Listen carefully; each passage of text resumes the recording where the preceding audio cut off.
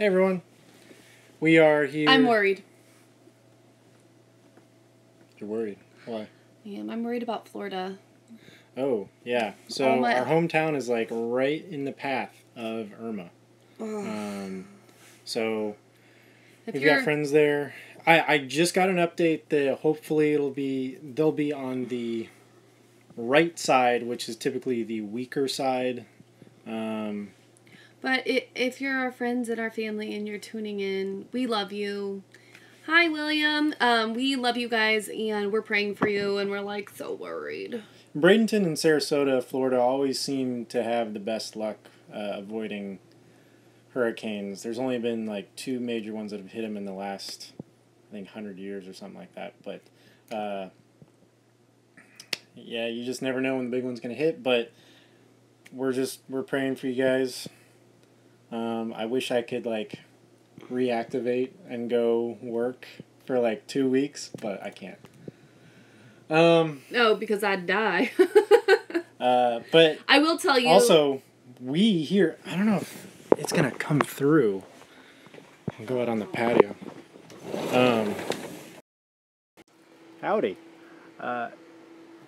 So you should be looking at the sun, but it's just but smoke here. Lots and lots of wildfires up and down the West Coast. And so there's nothing imminently close to us, but lots of wildfires. The closest wildfire is in Mount Rainier, which is about 300 miles away, so... Mount Rainier? We were just there. Yeah. Crazy. Mount Rainier, right? It's 300 miles, right? Square miles? Is that... You're saying that was a fire? No, like how far away it is from us. Oh. The fire may be 300. Mount Rainier is a little bit closer than that, but... Okay, so we can't move around because we have poor connection, so people are dropping off because... No. Anyways.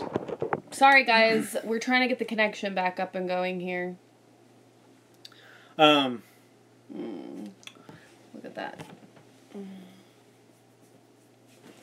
Anyway, so yes, we are praying for all of our Florida people. We love you guys, and yeah, I'm worried, but that's okay. Channel news.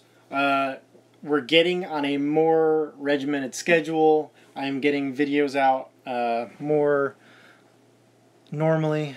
So, yeah, we're getting things out normally. Everything is awesome. Has not being on shift... Someone just asked if not being on shift has changed our dynamic. Yes. Yes. Yes. I love my husband, but my husband sometimes does drive me crazy. You guys want to know what he drives me crazy with? Because I'm sure all you guys could probably figure out what I drive him crazy with. But... I like it, actually. You had better. The things that he drives me crazy with is trying to sort of bring in the fire department mentality into our home. And that, to me, is, like, kind of hard. You love the hair thing. It's purple. I don't know. Yeah, he kind of tries to bring in the firefighter mentality, and it drives me absolutely crazy. But we are getting more regimented with the schedule. We are now having dedicated work days for me, so that I can get stuff out to you guys. Oh, and just FYI, that whole regimented work schedule thing, that was not him, okay? Don't even let him... But it's because I needed it. It's because I needed it. Yeah, we did, yeah.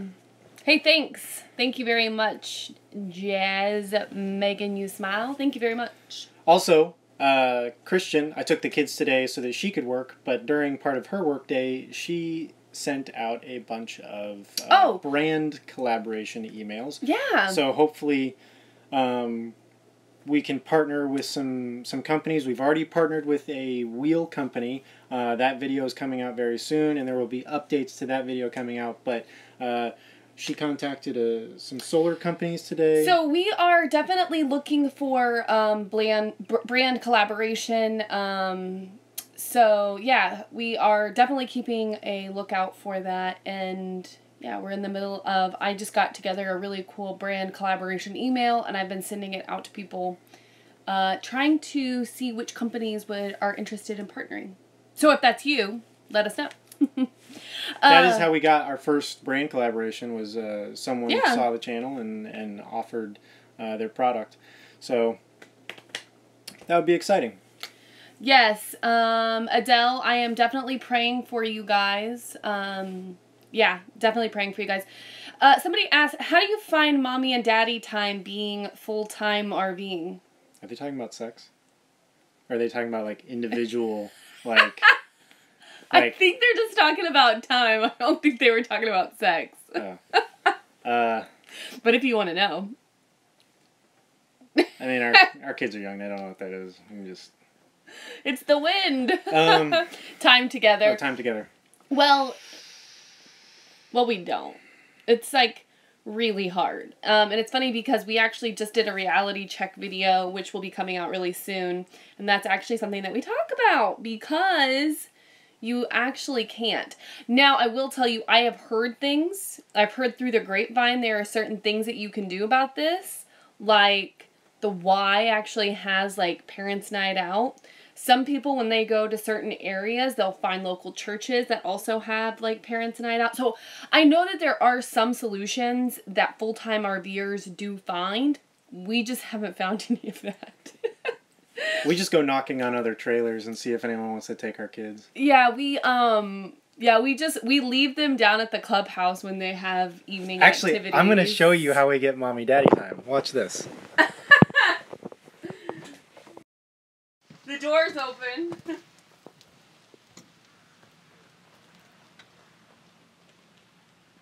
The kids are sleeping in the truck right now, and so we're doing this live video inside. The truck is like feet away and the door's open so we can, hear everything. Anyways, sorry, we shouldn't have moved around because we don't have good enough connection. Yeah, so that's kind of like what we do.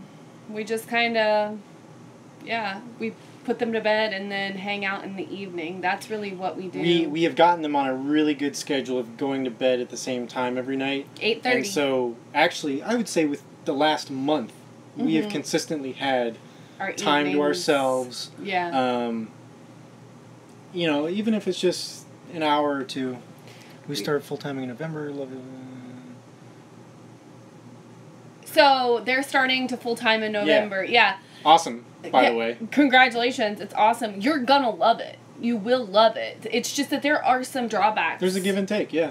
There are drawbacks, and I think that our whole journey was all about, like, not being afraid to talk about the drawbacks, because as cool of a lifestyle as this is, it still is very hard. So yeah, and we talk about that in the reality check video. Yeah, the one that one will be coming out. When will that one be coming out? Most likely Monday, if I get some time to work on it this weekend. Yeah. But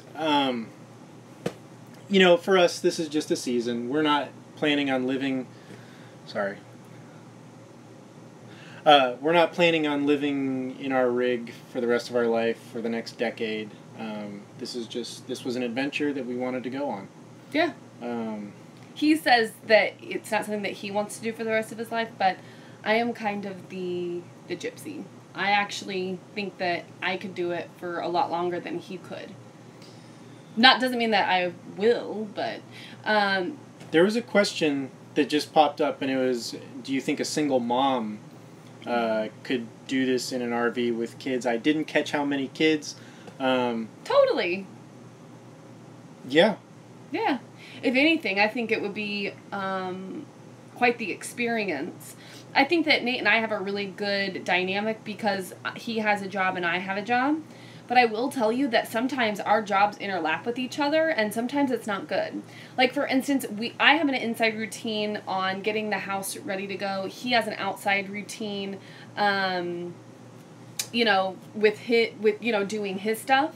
And so sometimes it overlaps, and it creates just, like, difficulties. So I think that if you were the one person kind of doing everything, I actually think it would be kind of easier in that way. Well, and it depends if you're traveling or stationary. stationary would, to me, be really no different than just living in a smaller home. Right. It depends on how often you be traveling does have its challenges, and I'm not. I will say that the one thing that I have realized about this entire lifestyle, Jazz, is that it really does facilitate a culture in your family of working together.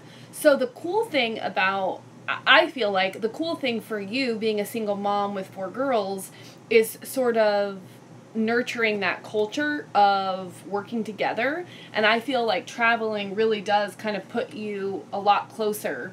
You'll become a closer family. Definitely. Physically and emotion, everything. You definitely become closer. I know that Nate and I was telling him the other day, like, you're all I have to talk to. You have to talk to me because, well, we're all each other has.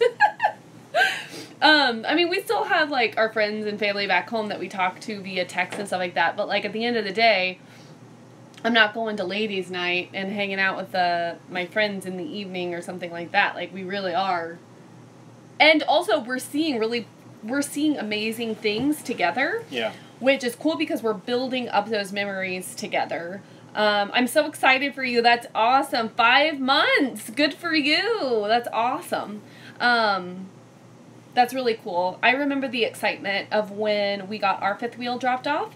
Nate was at work, and the guy came in, like, a day early, and I was, like, so surprised because it was just there.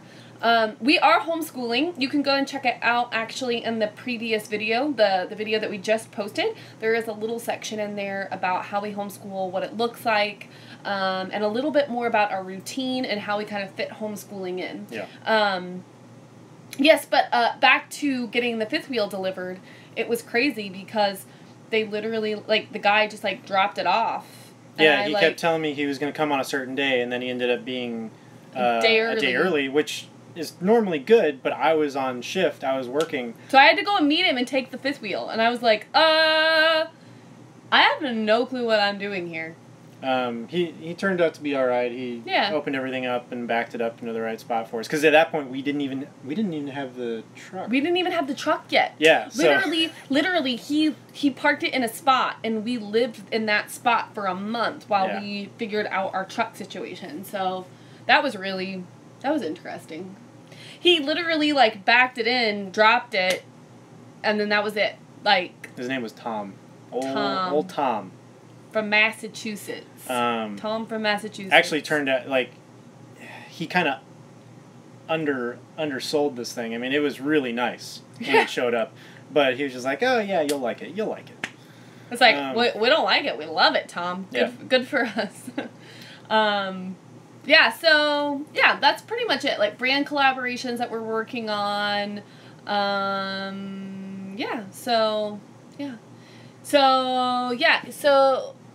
Oh, the comments go away so quickly. I think honestly, Jazz, I think that traveling with girls would be awesome. You guys would get a lot closer. And if you're already homeschooling, heck, may as well just roll on out. Instead of homeschooling, road schooling. How do we make our money on the road? There is a video that I did on that about 5 months ago. It explains exactly how we make our money, but I'll just say that we both work our Young Living essential oil business, and we're going around visiting our teams and teaching and coaching them. So you should go and check out that video. It has a little bit more detail. Did our family give us a hard time? It's called How We Make... How We Afford to RV Full-Time. That's what it's called. And thank you so much. I'm glad that we are glad that you're liking the videos. Did our families give us a hard time? My family did not. They've always been incredibly supportive. I grew up traveling quite a bit. His parents... No, my family didn't give us a hard time. They thought it was a little odd. But they literally said we were running away with the circus. Well, okay, but it is a little weird. I'm not... Do you have a schooling program? Yeah, this is not the norm. So I'm not offended by him saying that. It's just outside of what they're used to. The question was, did you get a hard time? Yeah, we did. A little bit. No, barely. Barely. Enough. So the other question was, do we have a home school curriculum? We do not. I actually utilize the Charlotte Mason methodology, which is, it's more of a methodology than it is a curriculum. And it's all literature based. We do a basis of Ambleside, and that's AMBLESIDE. And it's actually an outline curriculum that you can find online. And yeah, so I've created my own curriculum for what our family values the most. And it's gone really awesome. I don't push it. Ella's in kindergarten. I would much rather her learn the fundamentals of being a good person. I would love the fundamentals of her learning how to clean up after herself. So we're doing a lot of habit training right now, which includes things like responsibility and obedience and really things that I feel like are the basis for her to be able to move forward in pursuing education a little more prepared. If you listen, so the video that I uploaded was that Monday. If you listen very closely during the homeschooling session that we did, she said to Christian, "Are you trying to be like Miss Sonia and Miss Lynn?" And that is Ella's old VPK teachers, and they were absolutely amazing. They were amazing, amazing women. I can't thank them enough for how they taught our daughter. But they are also in charge of, 15, 17 other kids. Right. And they have to keep them in line while trying to teach. And here with homeschool, we get to... that's me reading comments. With homeschool, we get to give them totally undivided attention. And, I mean, we're totally qualified to teach kindergarten basics. Now, going forward, I'm sure she's going to be learning calculus and all that, but smack it to me. I love learning, so at this age, I'm very, very comfortable with the homeschool. Yeah, I think that the habit training for me has been really, really incredible. I love learning, so being able to learn alongside my kid is, awesome. Yes. Is that Lieutenant Jones? Yeah, so anyways, we absolutely love... Hey, Mark. We love being able to teach and travel and all that good stuff. So, as far as mommy and daddy time, we're working on it. We plan on trying to get better about it. I think it's been going great the last month, as long as the bedtime routines have been good. I've really enjoyed it. It's been nice. I'm glad you have.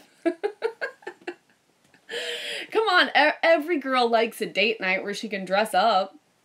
I don't even have that. We live in a trailer. We love you too, Road Warrior. Woo-hoo. Getting your fifth wheel next week. Nice.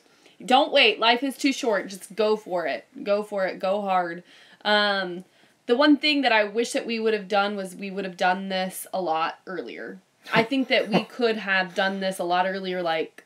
Had we done this without kids, we would be... I didn't want to be the one to say that, because it sounds... We would be like in a truck camper going 80 miles an hour down the road, hitting cities fast and hard. Oh, man. I didn't want to say that, I did not want to say that. Are we settling down soon? No. Are we headed back to Florida? Stay tuned to find out. Yeah, we actually have a reality check video where we're actually talking about our next plans, but I'm not going to tell you what it is because it's a good one. It's going back to Florida. You're not supposed to say that.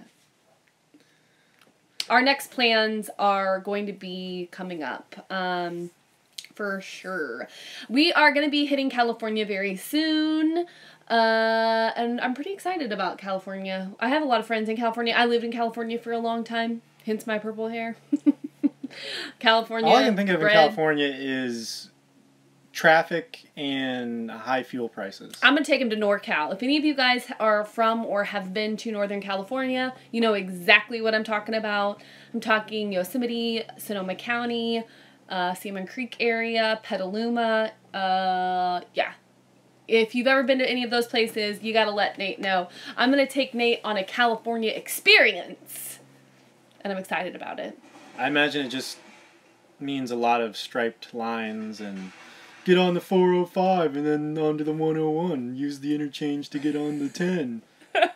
Spend 8 hours in traffic. That's kind of what I imagine it's going to be like. But. So, I don't know if we've ever told you guys about the time that we hit traffic in Chinatown, Chicago. But it's time for a little story time. Okay? So, we're headed down the highway. On the highway, all of a sudden, there are these signs. And they say what, Nate? Truck route.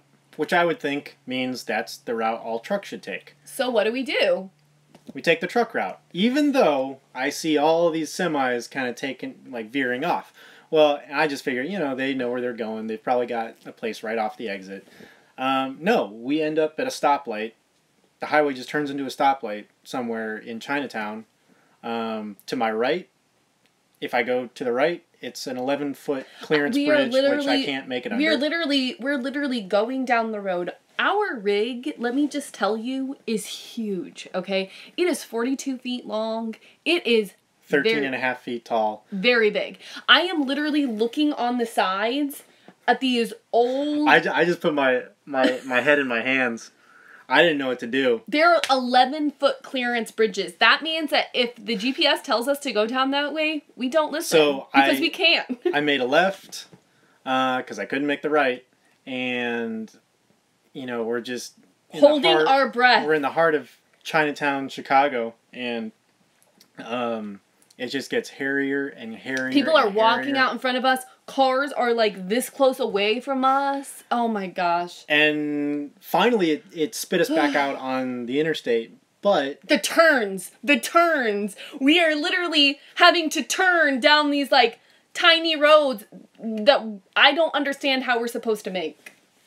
How it is not a requirement for all bridges to be labeled by their height, that just seems silly. Like, of all the things that are highly regulated, you would think bridge height would be one of them. Yeah. But it's not. So we leave you with that.